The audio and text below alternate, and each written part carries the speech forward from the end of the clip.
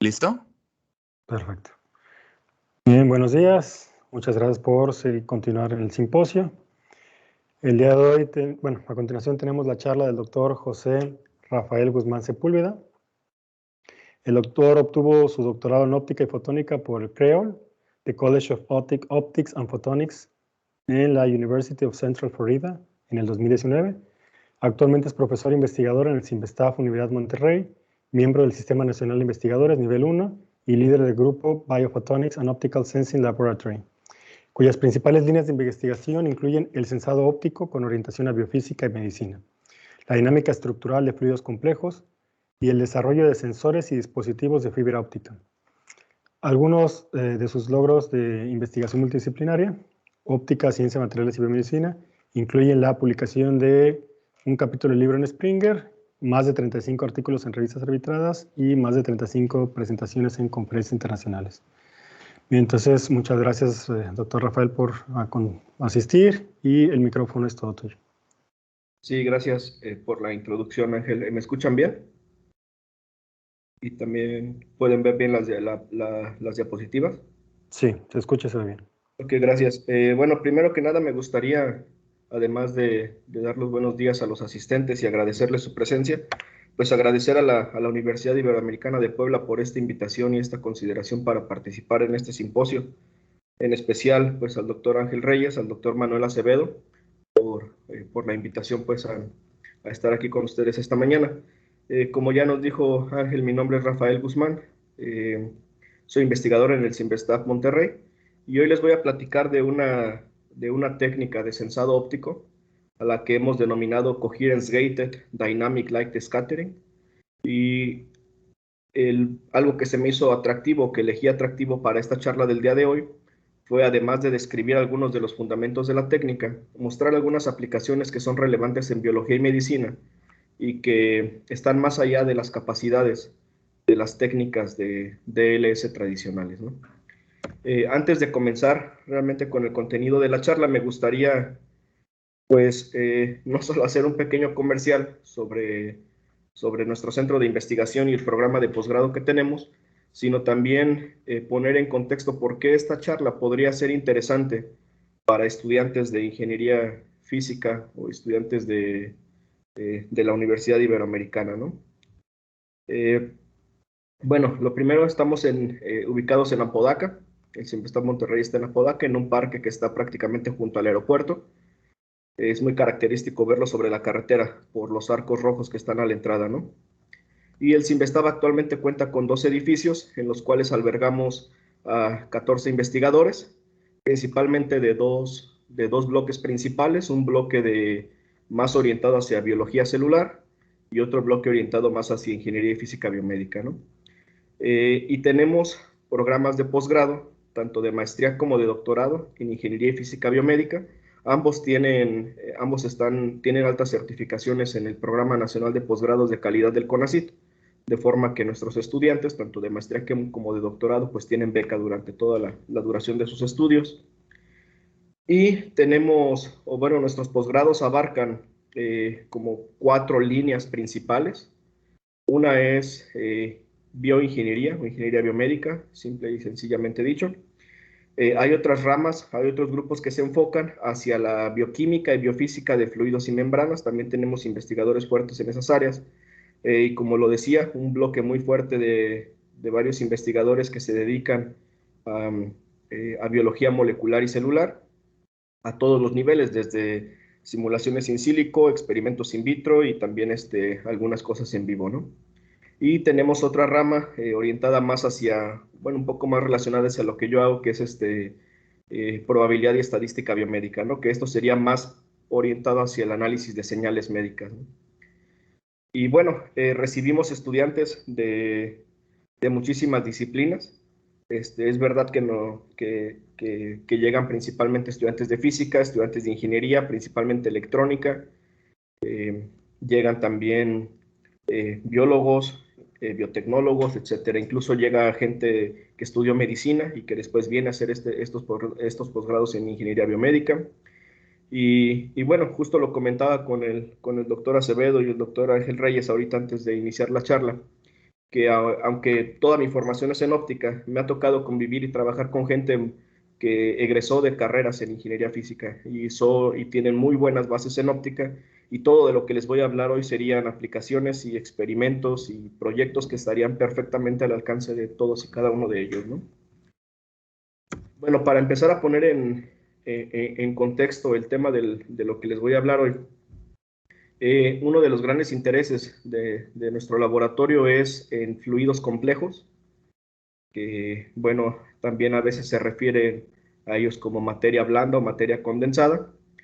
En general son materiales que presentan un desorden microscópico, aunque macroscópicamente yo los pueda ver como sistemas homogéneos, ¿no?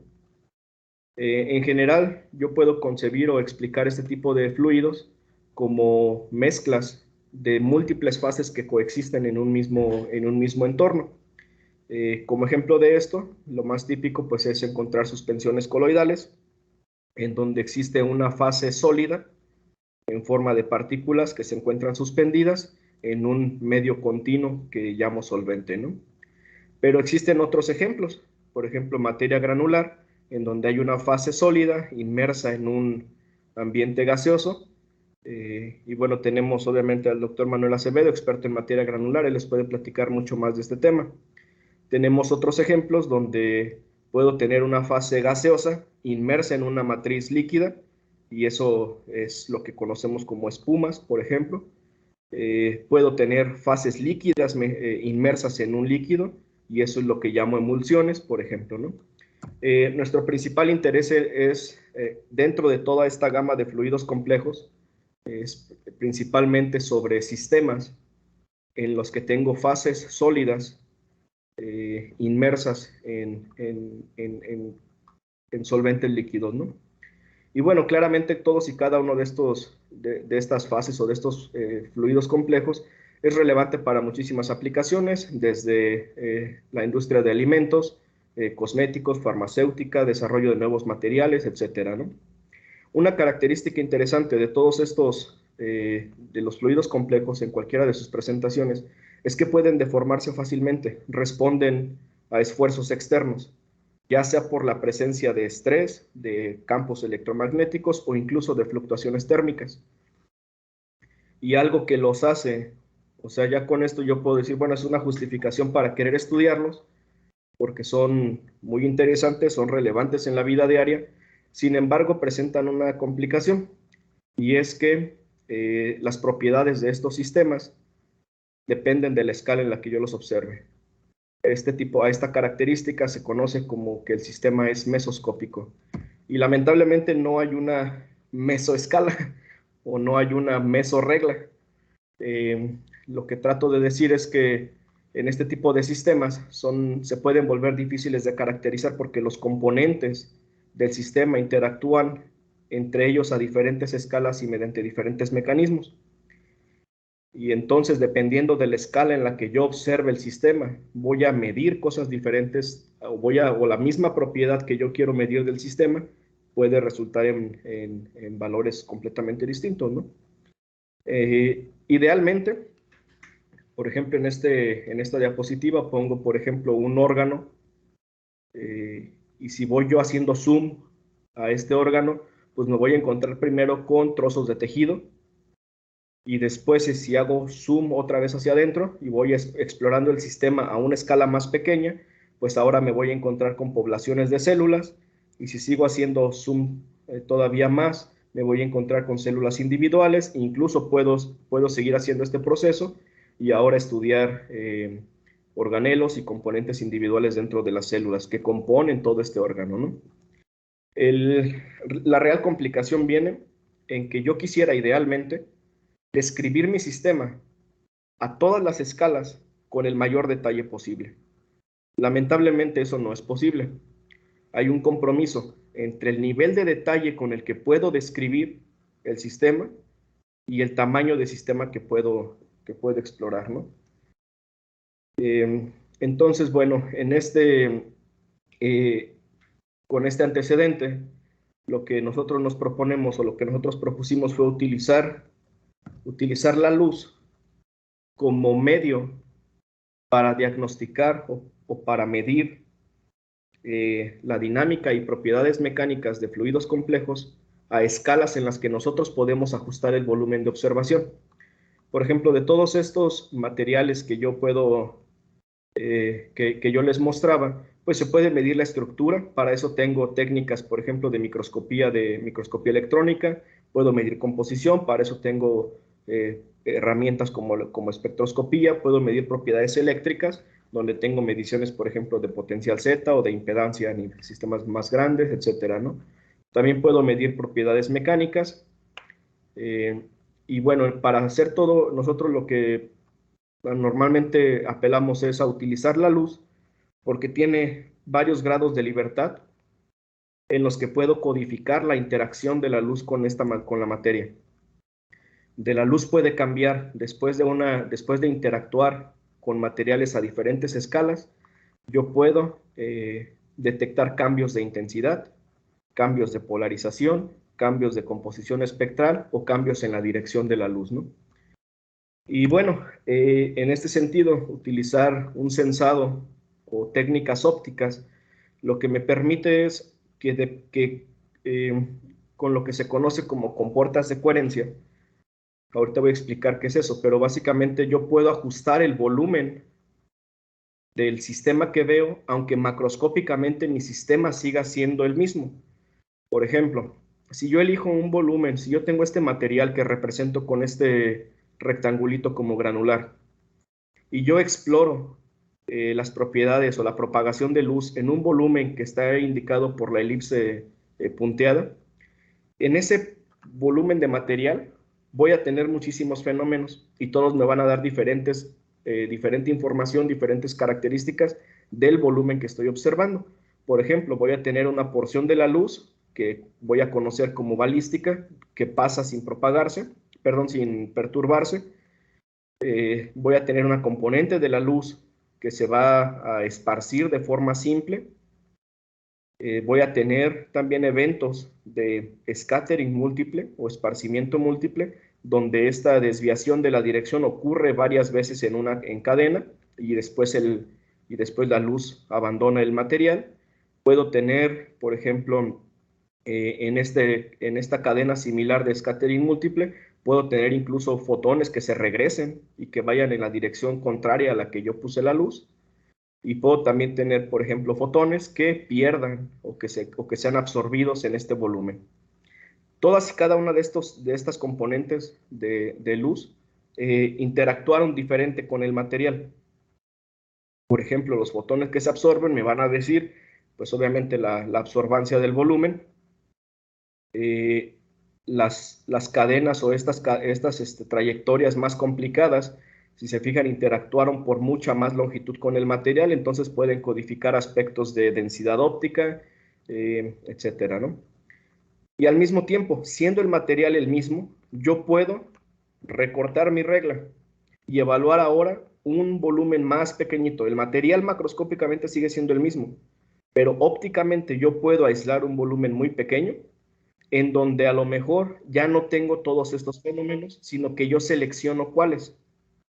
Uno muy interesante, y ahorita vamos a ver por qué, es el fenómeno de esparcimiento simple.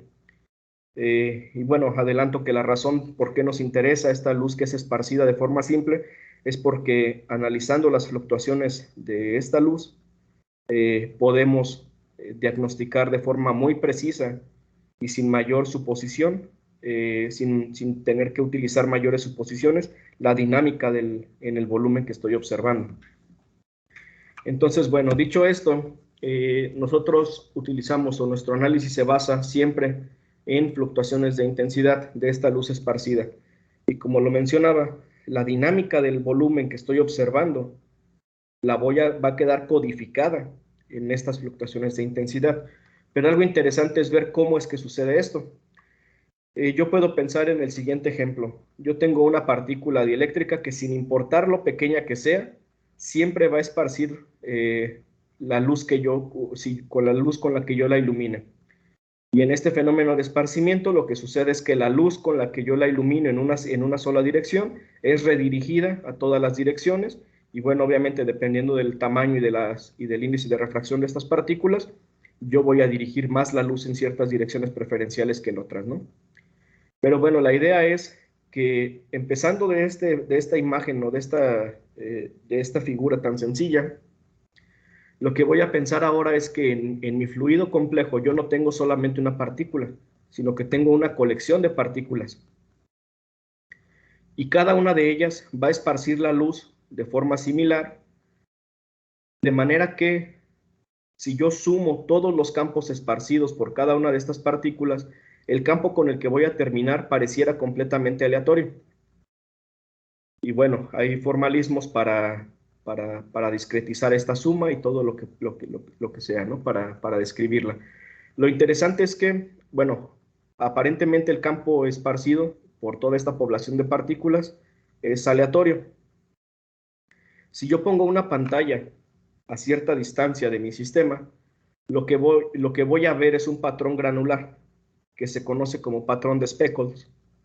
Y si yo me fijo con detalle en este patrón granular, voy a identificar regiones de puntos o granos muy brillantes y regiones que son completamente oscuras. Obviamente también hay regiones intermedias. Pero ¿qué es lo que me dicen estas regiones? Esto es muy interesante porque en las regiones brillantes, para yo haber obtenido este punto brillante, lo que significa es que las ondas esparcidas por todas las partículas de alguna forma interfirieron constructivamente en este punto del espacio. Y de forma similar, en las regiones oscuras, todos los campos esparcidos interfirieron destructivamente y así es como se forma el patrón de speckles. Ya de aquí puedo inferir que el que yo tenga puntos brillantes y oscuros es porque existen distancias características o puedo a lo mejor tratar de inferir la estructura de mi sistema, ¿no? Ahora bien, si yo sigo pensando en este patrón de speckles y ahora me paro en un punto, en un píxel de mi cámara, y dejo que estas partículas se muevan, como ocurre en un fluido complejo, lo que voy a grabar o lo que voy a ver en ese píxel son fluctuaciones de intensidad. Ahora bien, estas fluctuaciones de intensidad parecieran, o si yo las veo en un osciloscopio, son perfectamente medibles. Yo conecto mi detector y conecto mi detector al osciloscopio. Yo lo que voy a ver es que esto pareciera puro ruido. Y efectivamente, es ruido, pero es un tipo de ruido particular que fue generado por la forma en la que se estaban moviendo mis partículas que estaban esparciendo la luz. Es decir, las características o las propiedades estadísticas de esta señal aleatoria codifican la dinámica del medio que las generó. Y esto es importante. Como cualquier otra señal aleatoria, yo puedo describirla, por ejemplo, en términos de sus momentos, siendo el primer momento el promedio, la de varianza sería más relacionada a la amplitud de las fluctuaciones, pero algo muy importante que casi siempre se hace es analizar la función de autocorrelación de esta señal. Y ese tiempo de correlación característico está dado por el movimiento de las partículas que están generando estas fluctuaciones. Existen, bueno, obviamente toda una teoría detrás de esto, la teoría tradicional de lo que se conoce como Dynamic Like Scattering, y lo que me dice que es, bueno, la correlación del campo esparcido codifica la dinámica de las partículas. Aquí en este término que es el desplazamiento cuadrático medio, esa cantidad es la que me dice cómo se difunden las partículas. Yo puedo relacionar directamente ese movimiento con el campo, con la autocorrelación del campo esparcido. Lamentablemente en óptica yo no puedo medir campos a frecuencias ópticas. Lo que yo sí puedo medir son intensidades. Entonces, bueno, tengo que apelar a esta segunda ecuación que se conoce como la relación de Siegert. Y bueno, lo que me dice esta relación, lo que yo puedo medir es esta función de autocorrelación G2, que es la función de autocorrelación de la intensidad, de las fluctuaciones de intensidad. Dentro de esta función de autocorrelación existe la función de autocorrelación del campo, la cual a su vez codifica la dinámica del material que está aquí adentro, ¿no? Y hasta aquí no hay nada nuevo, como les decía, toda esta es la teoría fundamental o las bases de lo que es la teoría del Dynamic Like Scattering. Y existen variantes, por ejemplo, aquí les muestro dos de los arreglos ópticos o de las dos técnicas más comúnmente utilizadas en el mundo. Una es justamente lo que les decía, Dynamic Light Scattering. Esta técnica se basa o confía o se opera en el límite donde tengo solamente esparcimiento simple, como se los explicaba anteriormente. ¿Esto qué quiere decir? Para propósitos prácticos, significa que yo puedo trabajar solamente con suspensiones muy diluidas, que son casi transparentes. Esto me garantiza que la luz que entra al sistema solamente entre y sea rebotada hacia mi detector. En este detector que yo pongo a un ángulo conocido, yo mido las fluctuaciones. Y lo que veo en un experimento es algo como lo que está en la caricatura. O sea, si yo tengo partículas grandes, estas partículas se difunden más lento, entonces las fluctuaciones también son más lentas, ¿no? Si yo tengo partículas rápidas, esas partículas tienen un coeficiente de difusión mayor y por lo tanto inducen fluctuaciones mucho más rápidas. El tiempo de correlación de estas partículas me da puedo inferir a partir de ahí el coeficiente de difusión. Ahorita en un par de diapositivas les voy a mostrar cómo. Pero lo interesante de este arreglo o de esta técnica es que me permite estudiar mi sistema, mi fluido complejo, a escalas del orden de la longitud de onda, desplazamientos de partículas del orden de la longitud de onda y tiempos característicos de lo que le toma a esas partículas difundirse sobre una longitud de onda. Y esta regla la impone el régimen de scattering simple. Existen otras variantes que operan en el otro arco, en el régimen completamente opuesto, que se conocen, por ejemplo, una muy conocida es Diffusing Wave Spectroscopy, donde ahora yo tengo una densidad óptica muy alta en mi sistema. Y en este caso, lo que yo voy a ver es que mi señal fluctúa demasiado rápido, porque existen en esta muestra una cantidad muy larga de caminos de eventos de scattering en cascada.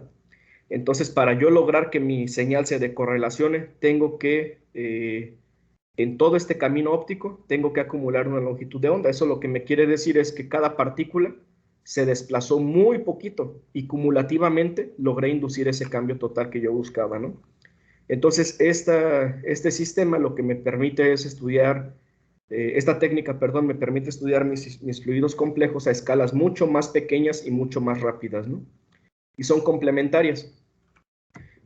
Para poner esto en perspectiva, como en una idea gráfica de qué significa cada una de estas técnicas o dónde opera cada una de esas técnicas, les muestro, por ejemplo, aquí una colección de suspensiones coloidales de partículas de poliestireno que van desde agua desionizada sin partículas hasta 10% de poliestireno de 100 nanómetros, ¿no? La técnica de Dynamic Light Scattering, que son las máquinas como el Z-Sizer o los equipos comerciales que existen en una gran cantidad de laboratorios, operan solo en el régimen más bajo de todo este rango, donde la muestra es prácticamente transparente. Por el contrario, Diffusing Wave Spectroscopy opera con sistemas muy densos, donde yo garantice que la propagación de luz en este material la pueda describir como un proceso de difusión energética. Entonces, bueno, lo que observo aquí claramente, pues es que tengo estas dos técnicas que operan en regímenes opuestos y lo que yo quisiera tener, idealmente, es una técnica que conecte estos dos extremos. Pero no solo eso, sino que obviamente lo que quiero es lograr esta conexión, operar en todo este rango con el mismo instrumento, pero además basándome en scattering simple, por una sencilla razón. La técnica de Diffusing Wave Spectroscopy requiere conocer la distribución de caminos ópticos dentro de la muestra. Y eso, solo medir eso es todo otro arte, ¿no? Sin embargo, la parte de el analizar la señal en base a scattering simple es directa y yo puedo de la propia autocorrelación de intensidad, de las fluctuaciones de intensidad, extraer directamente la dinámica sin hacer ningún tipo de suposiciones ni mediciones adicionales. Entonces, bueno, pensando en esta idea, desarrollamos una técnica a la que llamamos DLS, Dynamic Light Scattering, con compuertas de coherencia. Y ahorita voy a explicar qué son estas compuertas de coherencia. Pero lo primero que que me gustaría que no perdamos de vista es nuestro objetivo. Nuestro objetivo está abajo en la parte inferior de la diapositiva, y mi objetivo es medir las propiedades viscoelásticas de un fluido complejo. Para esto, un procedimiento típico pues es yo introducir partículas traza y, por ejemplo, ponerlas bajo el microscopio, rastrearlas, y de esta colección de desplazamientos ver cómo evoluciona el desplazamiento cuadrático medio, que es básicamente el área explorada por este caminante aleatorio, ¿no? Ahora bien, si yo quiero tener un escenario menos invasivo, o donde simplemente estas partículas sean muy pequeñas, que ya no pueda verlas bajo un microscopio, yo puedo hacer la misma medición, pero utilizando luz. Entonces yo puedo iluminar esta partícula va a estar ejecutando su movimiento browniano y va a estar esparciendo luz en todas las direcciones. Si yo mido las fluctuaciones en una dirección conocida, yo puedo extraer, como ya lo vimos, el desplazamiento cuadrático medio a partir de las correlaciones de la intensidad de estas fluctuaciones, ¿no? Pero bueno, anticipando, o bueno, en este contexto, lo primero que hicimos nosotros, o donde empezamos a modificar la técnica tradicional de Dynamic Light Scattering, fue primero introduciendo una compuerta de coherencia temporal. ¿Eso qué significa? Que de todo este material o de este fluido, que puede ser muy denso macroscópicamente, voy primero a aislar una rebanada de cierto grosor que está dado por lo que se conoce como la longitud de coherencia. Y la longitud de coherencia está dada a su vez por las propiedades espectrales de la luz con la que estoy iluminando. Básicamente vamos a utilizar fuentes de luz de espectro ancho para poder reducir el volumen en el cual voy a estar observando mi material, ¿no? Bueno, al hacer eso y extraer las señales de este volumen, como ya lo dije anteriormente, la función de autocorrelación de los campos codifica la dinámica, y a su vez esta correlación de los campos yo la puedo medir, la puedo más bien inferir a partir de mis fluctuaciones de intensidad, que es lo que puedo medir en el laboratorio, ¿no? Bueno, aquí empezamos a anticipar varias cosas. Lo primero es, ok, si yo aíslo una rebanada de material muy pequeña o un volumen muy pequeño, voy a ser capaz de aislar esparcimiento simple de este volumen, así como lo vimos en las primeras caricaturas, ¿no? Si yo reduzco el volumen, ya no hay múltiples caminos, solamente es uno, ya no hay tanta absorción porque tengo un volumen muy pequeñito, etcétera, ¿no? Pero entonces, anticipándome a que este volumen va a ser muy pequeño, tenemos que empezar a pensar en material, en alguna alternativa para yo amplificar esta señal que voy a obtener de este volumen tan pequeño. Entonces, para eso, lo que decidimos hacer fue lo siguiente. En lugar de iluminar directamente las partículas, lo que decidimos hacer fue iluminarlas indirectamente a través de una interfaz parcialmente reflejante. Es decir, la luz viene de la parte superior, viene propagándose hacia abajo. Cuando encuentra esta interfaz, una parte se refleja en la interfaz, otra parte se transmite a través de la interfaz, y la parte que se transmite, bueno, pues es esparcida por todas las partículas, y de toda esa luz esparcida, una porción pequeña se regresa y atraviesa la interfaz, que está indicada por esta variable E sub S. Ahora bien, si la diferencia, ¿esto qué es lo que me está haciendo? Yo tengo un campo que se refleja y otro campo que se esparce y va en la misma dirección de mi campo reflejado. Si el camino óptico entre estos dos campos, el esparcido y el reflejado, es menor que la longitud de coherencia, estos dos campos pueden interferir y mezclarse coherentemente. Esto, en toda la comunidad de radares, es lo que se conoce como amplificación heterodina, donde básicamente mi campo reflejado actúa como lo que se conoce como oscilador local, y me va a servir para amplificar a mi campo pequeño, que es el campo esparcido. Entonces esto ya me permite aumentar la sensibilidad de mi medición. Y nuevamente, la cantidad que yo mido codifica la intensidad. Simplemente ahora llevo un coeficiente que tiene que ver con las intensidades relativas de estos campos, ¿no? Ahora bien, la siguiente mejora que le hicimos a esta configuración fue, en lugar de utilizar una interfaz así uniforme, o una iluminación uniforme, lo que hicimos fue romper la iluminación en muchos granos. Básicamente lo que estamos haciendo es imponer compuertas de coherencia espacial. Y eso lo que me hace es este efecto de que en lugar de yo tener un solo interferómetro, tengo muchos interferómetros pequeños, pero cada uno está amarrado a amplificar la señal del campo esparcido en ciertas posiciones diferentes. Esto puede verse como que yo estoy amplificando la dinámica o midiendo la dinámica de mi material dentro de este volumen, pero desde muchos puntos de vista simultáneamente o en múltiples posiciones simultáneamente, ¿no? Y entonces, bueno, esta técnica o esta parte de la técnica lo que nos ayuda es a tener un promedio de ensamble adecuado, ¿no? Ahora bien, hasta aquí pareciera un concepto muy elaborado, muy complicado, pero la ventaja de esto es que puede implementarse de forma muy sencilla utilizando fibras ópticas. Por ejemplo, nosotros lo que hicimos fue implementar un interferómetro de camino común, que es este que aparece en el diagrama esquemático, donde primero lo dijimos, voy a utilizar una fuente de espectro ancho y eso ya me limita el volumen del cual voy a extraer mi señal óptica. Además, la interfaz parcialmente reflejante va a surgir naturalmente cuando yo corte esta fibra y venga luz por dentro de la fibra, se encuentre con esta interfaz, una parte se va a reflejar y una parte se va a transmitir hacia el material que estoy iluminando.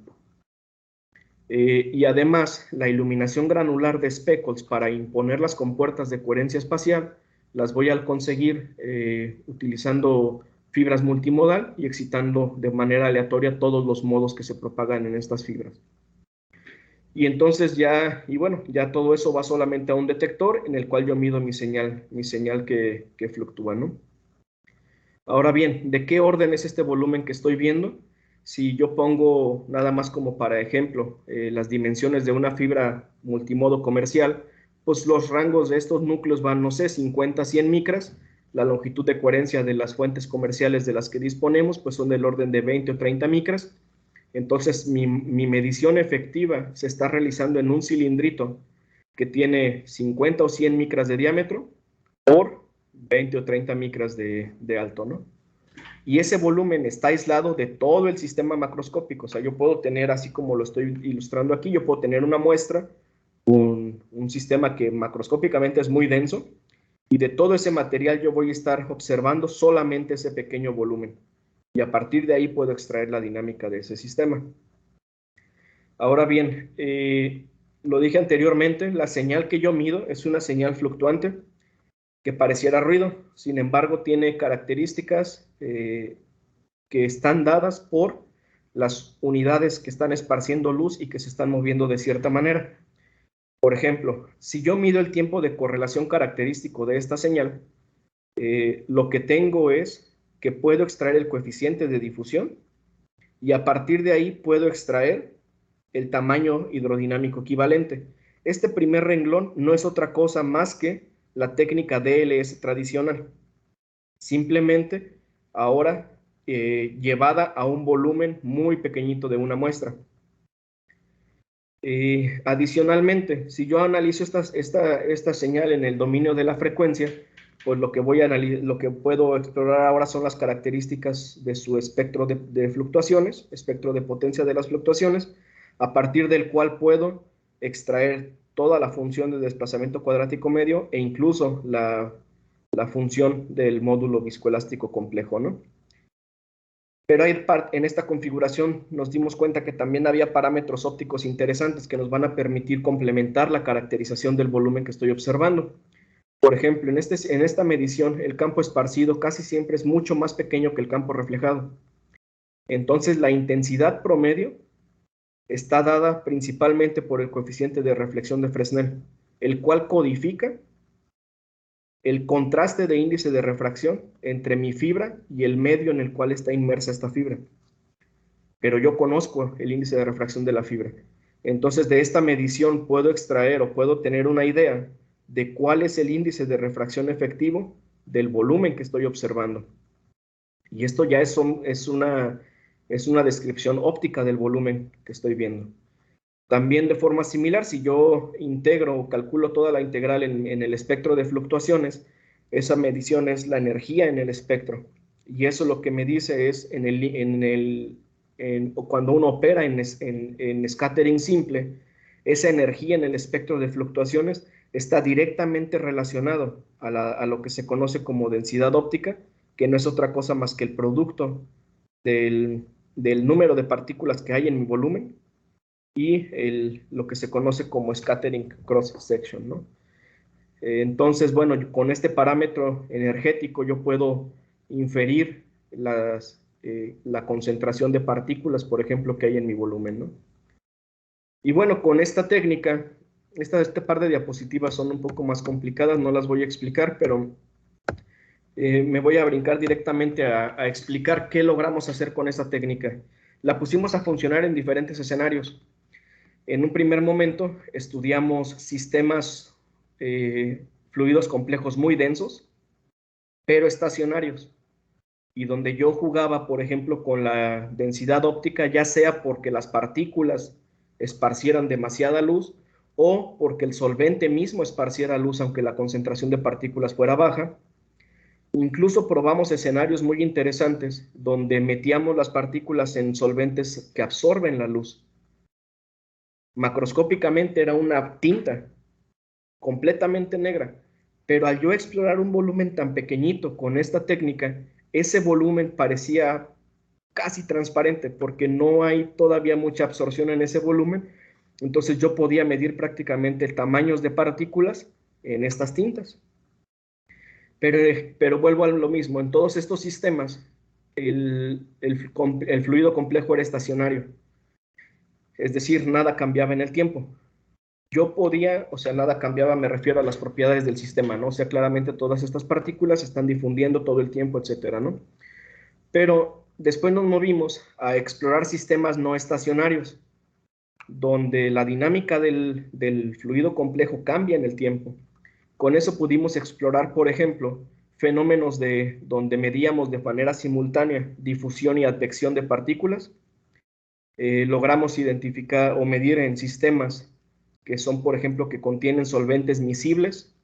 Íbamos midiendo ese proceso de mezclado a partir de cómo se disolvían, cómo se difundían las partículas. Y más recientemente, y este artículo apenas fue aceptado la semana pasada, nos movimos a estudiar geometrías confinadas o difusión en sistemas confinados, donde, por ejemplo, yo tengo una relativa baja concentración de partículas, donde aparentemente yo esperaría que las interacciones hidrodinámicas fueran despreciables. Sin embargo, al yo imponer una frontera y ponerlas a interactuar o forzar o hacer que esta frontera las fuerce a interactuar, puedo medir, por ejemplo, procesos internos en gotas coloidales, procesos de secado, incluso tenemos la sospecha de que podemos retribuir parámetros globales del proceso de evaporación, etcétera, ¿no? Y finalmente nos movimos a procesos no ergódicos donde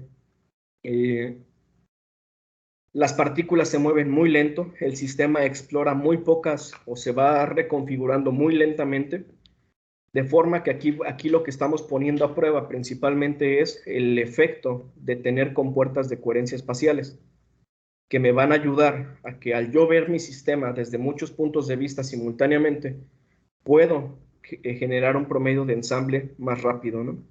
Y aquí trabajamos muchísimo con hidrogeles, en los cuales estudiamos, por ejemplo, mecanismos tanto de agregación como de liberación de fármacos y exploramos cómo se expanden o contraen las jaulas que contienen ciertos fármacos cargados, etc. Pero de lo que les quiero hablar hoy en el resto de la plática es de un ejemplo muy particular en el cual trabajamos con sangre. Este era un fluido, no solo un fluido biológico muy relevante, sino que desde el punto de vista, digamos, del sistema, es un sistema que contiene todas las características anteriores. Es un sistema denso, es un sistema no estacionario que puede cambiar muy rápidamente y también al mismo tiempo es un sistema muy denso en el cual yo tengo que ser cuidadoso de cómo exploro todas estas microconfiguraciones, ¿no? Entonces, bueno, regresando un poco al mundo real y práctico, yo les platiqué que esta técnica la implementamos con fibras ópticas. En esta diapositiva les muestro algunas fotografías de cómo esta fibra óptica, que efectivamente es como medimos en reflexión, uno la puede pensar como una punta endoscópica, la podemos montar sobre dispositivos de acceso cardiovascular, como por ejemplo conectores que van a circuitos de circulación sanguínea. Incluso aquí les muestro fotografías donde montamos esta fibra en catéteres, de manera que la fibra viaja con el catéter por el cuerpo y pues uno puede hacer la medición en donde esté posicionado el catéter, ¿no? Lo que hicimos en un proyecto, este proyecto fue financiado por el Instituto Nacional de la Salud, y fue una colaboración muy grande que sigue vigente hasta la fecha entre la Universidad de Florida Central y el Instituto y el Hospital Arnold Palmer de este complejo hospitalario de Orlando Health. Lo que hicimos, ¿qué fue? Bueno, un problema que se presenta en cirugías cardiovasculares es que cuando se hacen este tipo de operaciones a corazón abierto, el corazón se tiene que detener. Y entonces, para poder proveer de oxígeno a los órganos vitales, la sangre se circula de manera externa con una máquina que se llama, bueno, le llaman así como coloquialmente la máquina de corazón y pulmones, ¿no? Pero es básicamente todo un circuito que extrae la sangre del paciente, la filtra, la enfría, la oxigena y la bombea de regreso al cuerpo. De esta manera, el corazón puede estar completamente detenido y se puede operar. En esa maniobra, se administra una gran cantidad de anticoagulantes para evitar la formación de coágulos por la fricción con las paredes. Obviamente este circuito tiene un montón de filtros, etapas de aceleración del fluido donde se rompen los posibles, donde mecánicamente se rompen los coágulos que se puedan formar, etcétera, ¿no? Pero existe un balance muy delicado en la cantidad de anticoagulantes que se tienen que administrar, porque por un lado,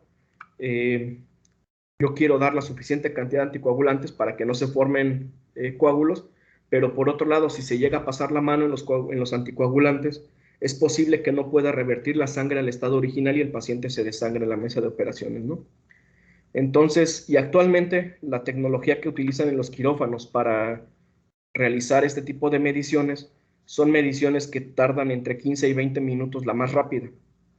Entonces, ese tiempo de medición o requerido para la medición en una cirugía es demasiado tiempo. Entonces, nosotros lo que propusimos fue utilizar esta técnica para medir la viscoelasticidad de la sangre en tiempo real. Y lo que hicimos fue instrumentar la máquina de circulación de sangre. Aquí podemos ver el cable anaranjado que se ve, es la fibra óptica incorporada al circuito de circulación sanguínea. El flujo principal viene por esta rama superior y nosotros lo único que hacemos es construir un pequeño bypass donde controlamos y medimos el flujo para compensar la medición. Y a partir de ahí medimos la sangre, la viscoelasticidad de la sangre que está fluyendo por el circuito y por el cuerpo del paciente, ¿no? Y bueno, una ventaja que no dije anteriormente, pero de esta implementación de un interferómetro de camino común, es que es muy robusta a perturbaciones externas. Y eso nos permitió no solo instrumentar la máquina, sino realmente ponerla a funcionar en un quirófano mientras la cirugía se llevaba a cabo. Y esto es, aquí les muestro una fotografía donde, por ejemplo, en la parte inferior izquierda muestro aquí en este recuadro un pequeño carrito que adaptamos con nuestra medición, tanto con la laptop para el procesamiento de adquisición de los datos, etcétera. Ahí tenemos osciloscopios, tenemos una cajita con todo el arreglo experimental. Y de de todo este arreglito, lo único que sale de esta mesa es un cable de fibra que va montado a esta parte del circuito prácticamente al lado de la mesa de operaciones, ¿no? La máquina de circulación de sangre que les mostraba, a la que hacía referencia, es toda esta máquina que está operando el técnico en ropa verde. Toda esta máquina es la que hace la labor de circular la sangre externamente, ¿no? Y se puede ver en las pantallas del quirófano, pues que la cirugía se está llevando a cabo en ese momento mientras nosotros estamos midiendo, ¿no? Una de las primeras preguntas que tuvimos que contestar en este proyecto era si de verdad podíamos discriminar diferentes estados de coagulación. Y bueno, en este contexto de la cirugía nos importan dos estados de coagulación diferentes. Uno es el estado normal de coagulación y otro es un estado de completa anticoagulación. Y entonces lo que hicimos fue medir la dinámica de este fluido. Es sangre completa, no separamos eritrocitos, nada. Así como viene, la medimos. Y medimos cuando el paciente llega al quirófano. Y medimos este tipo de espectros o de señales. Este espectro yo lo puedo medir o lo puedo interpretar directamente como un espectro de movilidad de los glóbulos rojos, que es el principal componente que esparce luz en la sangre. Y tengo esta señal, ok. Preparan al paciente, le administran el anticoagulante para empezar a operar y mido un espectro diferente con mucha más amplitud y más componentes a altas frecuencias. Esto lo que me dice es que la movilidad de que los glóbulos rojos son más movibles, se pueden desplazar más fácilmente. Y bueno, se lleva a cabo la operación, se hace la maniobra esta que les comentaba del bypass cardiopulmonar para hacer la operación y medimos nosotros al final. Y al final de estas varias horas de operación, medimos el espectro en azul más oscuro y lo que vemos es que el espectro es muy parecido al que teníamos horas antes cuando apenas se había administrado el anticoagulante, ¿no? Durante este tiempo se administran varias dosis de anticoagulante para tratar de mantener este estado, ¿no? Y finalmente, ya cuando cuando termina la operación y van a llevar el paciente a terapia intensiva o a la zona de recuperación, pues se administra una medicina para revertir el anticoagulante y nosotros lo que vemos es que después de que esta acción sucede, medimos el espectro que teníamos prácticamente al inicio del día, ¿no? Muchas horas de diferencia y el espectro es prácticamente el mismo. Entonces aquí visualmente es claro que podemos distinguir estos dos estados de coagulación, pero lo que hicimos después fue cuantificar estos estados. Una forma muy sencilla en la que decidimos cuantificar estos cambios fue mediante la medición de la pendiente logarítmica en cierta banda de frecuencia. Y esto es porque este parámetro, a pesar de que es muy sencillo, codifica el régimen de difusión que se está midiendo en estas partículas. Básicamente, entre este exponente alfa más cercano sea a 1, tengo un proceso de difusión más cercano a la difusión normal, ¿no? Y al hacer esa cuantificación y correlacionar con el tiempo de coagulación activada, que es el estándar de oro en los quirófanos, vemos que obtuvimos una correlación bastante alta, aunque la cantidad de pacientes fue muy pequeña. Entonces esto, bueno, valió para publicar este trabajo en Nature y seguir manteniendo el financiamiento del proyecto. Pero bueno, lo que realmente nos importaba a nosotros no era tanto medir en estos puntos discretos, al inicio y en estos puntos discretos durante la cirugía, sino medir de forma continua durante toda la operación. Y es ahí donde tenemos este mapa de colores, donde si yo hago un corte vertical, obtengo uno de los espectros que les mostré anteriormente. Entonces, en esta representación de espectrograma, lo que estoy mostrando es cómo evoluciona el contenido espectral de mis fluctuaciones durante todo el tiempo que dura la operación. En este caso, nada más estoy mostrando una operación corta de 2 horas, pero esta ya es una medición continua entre puntos donde se supone que el estado de coagulación no cambia y aún así yo veo toda esta variabilidad. Entonces es de aquí de donde estamos actualmente trabajando en identificar patrones o características que le puedan servir a los médicos como indicadores para decir en qué momento tienen que administrar más anticoagulante. Algo importante de esta medición es que no estamos sacando una sola muestra de sangre en toda esta medición. La fibra está midiendo o se está midiendo conforme la sangre va fluyendo frente a la fibra, sin necesidad de extraer muestras ni llevarlas al laboratorio ni nada, ¿no? Y bueno, el estatus actual de este proyecto, tenemos actualmente aprobada una mayor población de pacientes. Hemos estado haciendo también correlaciones con otras variables, no solo con el tiempo de coagulación activada, sino también con tromboelastografía, conteo de plaquetas, concentración de heparina. Hemos incluso desarrollado modelos para cuantificar todo este tipo de cambios en términos de circuitos reológicos a estas escalas microscópicas, y también tenemos ya el aval para movernos a más de una clínica, ¿no? En México en particular, nos acaban de aprobar hace poco los protocolos de investigación para ejecutar este mismo procedimiento en unidades de alta especialidad en Guanajuato, tanto del IMSS como del Hospital Regional, ¿no? Y bueno, aquí nada más estamos esperando todavía que haya algún financiamiento disponible para poder empezar la ejecución del protocolo, ¿no? Y bueno, hasta aquí esta es una de las aplicaciones interesantes o con las que hemos estado trabajando ya de mucho tiempo. Pero últimamente hicimos otra cosa que se nos ocurrió, que fue básicamente tomar la misma técnica que les platiqué anteriormente, pero en lugar de instrumentar un circuito de circulación sanguínea, lo que hicimos fue instrumentar un microscopio invertido. Todo este proceso o toda esta idea surgió en el contexto de un proyecto financiado por la agencia estadounidense DARPA, y estamos trabajando en colaboración con otras universidades, tanto la Universidad de Florida Central, la Universidad de Alberta en Canadá y el Politécnico di Torino en Italia. Y básicamente lo que hicimos fue lo siguiente: utilizando el mismo cabezal donde se montan los objetivos de microscopio en cualquier microscopio comercial invertido, ahí montamos nuestro sensor. Aquí se puede ver en donde tengo el cursor la punta de la fibra. Entonces, básicamente, adaptamos la técnica para que fuera montada a un microscopio, y entonces yo puedo tener mediciones alternadas entre imágenes y sensado de la muestra que tengo. La idea es la siguiente: la idea es que yo tenga un sustrato con células y que yo pueda escanear mi fibra por debajo y medir células individuales, poblaciones de células, etcétera, y medir la dinámica intracelular de forma pasiva, sin marcadores fluorescentes y sin contacto. Entonces, bueno, esta idea apenas estamos poniéndola a andar. Aquí en Simvestar estamos contribuyendo en otras como variantes, donde además de la medición intracelular, estamos queriendo construir microscopios miniatura, donde a lo mejor esto se puede también incorporar de forma mucho más compacta. Y también estamos trabajando en estudiar aerosoles biológicos, ¿no? No parece estar muy relacionado, pero bueno, tiene sus conexiones, ¿no?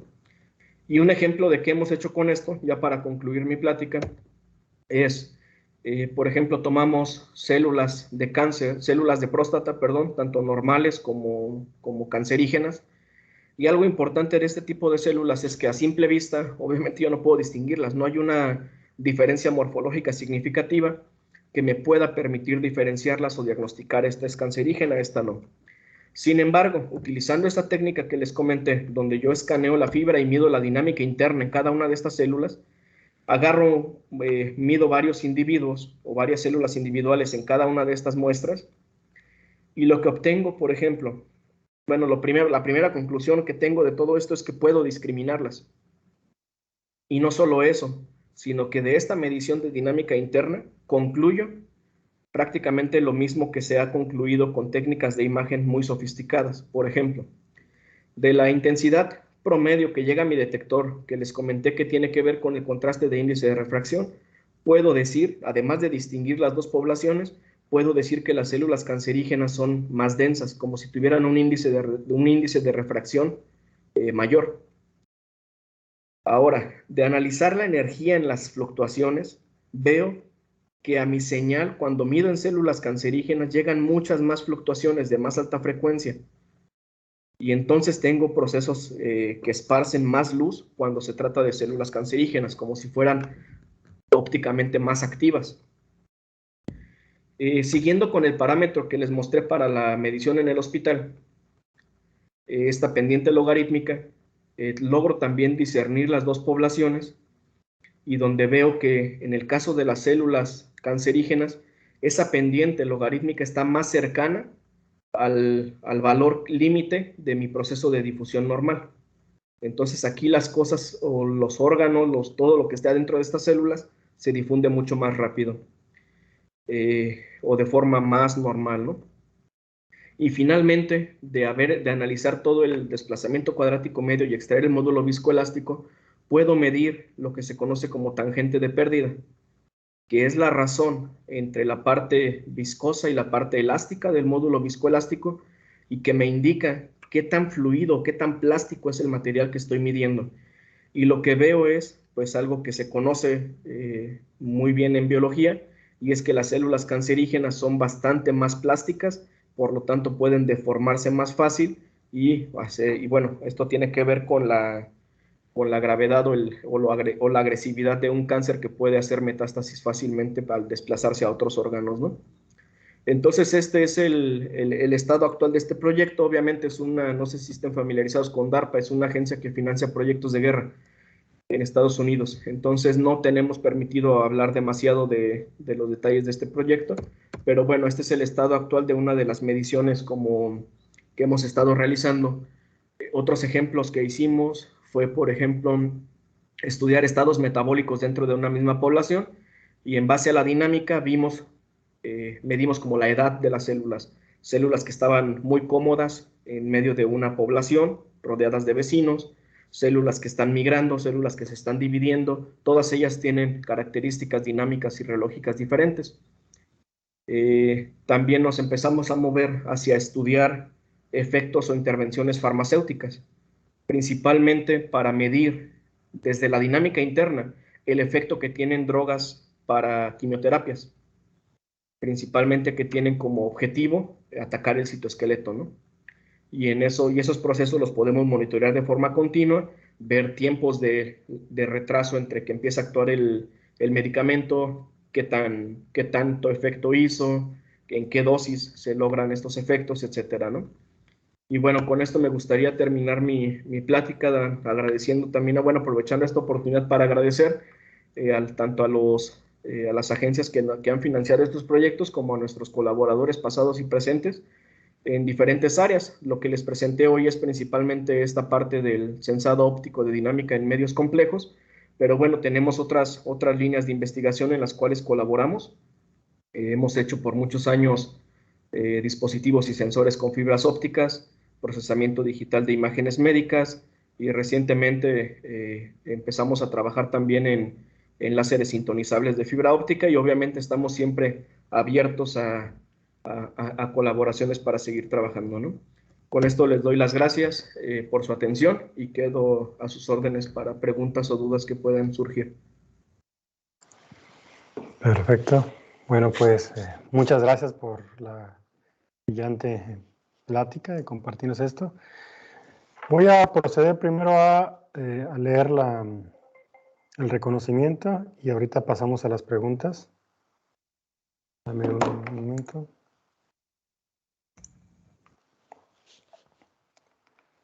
Bien, entonces, de parte del Departamento de Ciencias e Ingenierías, otorga el presente reconocimiento al doctor José Rafael Guzmán Sepúlveda por su valiosa participación en el primer